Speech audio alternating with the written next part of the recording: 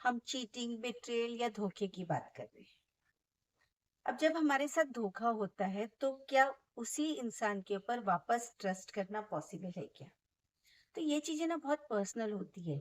Generally धोखा करने वाला हमारे बहुत क्लोज्ड होता है, तभी वो हमारे साथ धोखा कर भी पाता है और तभी उसके धोखे का इतना बड़ा इम्पैक्ट भी होता है। लेकिन हम उनको खोना नहीं चाहते, या तो हम डरते हैं या हमको लगता है कि हम उनके बिना सर्वाइव नहीं कर पाएंगे, तो हम उनको एक और चांस भी देते हैं।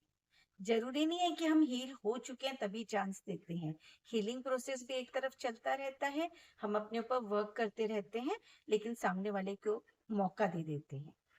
हालांकि उस मौके में भी बहुत सारे डाउट्स होते हैं, बहुत सारे क्वेश्चंस आते हैं। बहुत बार लगता है कि कहीं हमने गलत तो नहीं कर दिया, लेकिन फिर भी मौका दे दिया तो दे दिया। अब इसके बाद क्या होता है कि जिसको मौका मिला है, जिस पर्सन ने ऑलरेडी चीटिंग की है, फर्स्ट चीटिंग कई बार गलती से भी हो जाती है। अब कुछ लोग ऐसे होते हैं जो कि सेकेंड चांस का मान रख लेते हैं और वो सामने वाले के साथ फिर गलत नहीं करते। बट कुछ लोग ऐसे भी होते हैं जो कि सेकेंड चांस को अपना हक मान लेते हैं। उनको लगता है कि सामने वाले को तो कुछ पता ही नहीं है, या फिर वो हमसे दूर नहीं रह सकता, वो हमको छोड़ेगा नहीं। किसी भी कॉन्फिडेंस में, किसी भी रीजन से सामने वाला फिर जिसको चांस मिला है वो एंश्योर कर लेता है और वापस उसी चीज को कंटिन्यू करता रहता है। उसको पता ही नहीं होता कि कभी ना कभी तो ये बातें खुलती है, और जब ये बात खुलती है तब मौका देने वाला फिर से शैटर्ड हो जाता है।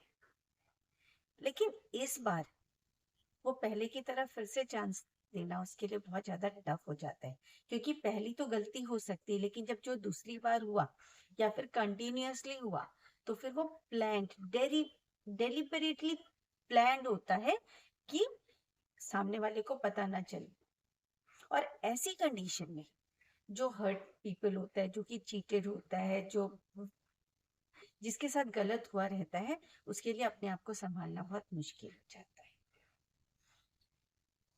देने को तो कोई भी आदमी फिर भी कितनी भी बार चांस दे सकता है, लेकिन हमको ये ख्याल रखना बहुत जरूरी है कि सामने वाले के धोखे के बाद तो हम शायद फिर से सरवाइव कर पाए, लेकिन हम खुद अगर अपने आप को बार बार धोखा देंगे, बार बार हम अपनी नीड्स को छोड़ देंगे, बार बार अपनी नीड्स के साथ कॉम्प्रोमाइज करेंगे, तो अपने को धोखा देके शायद हमारा सर्वाइवल मुश्किल हो जाए।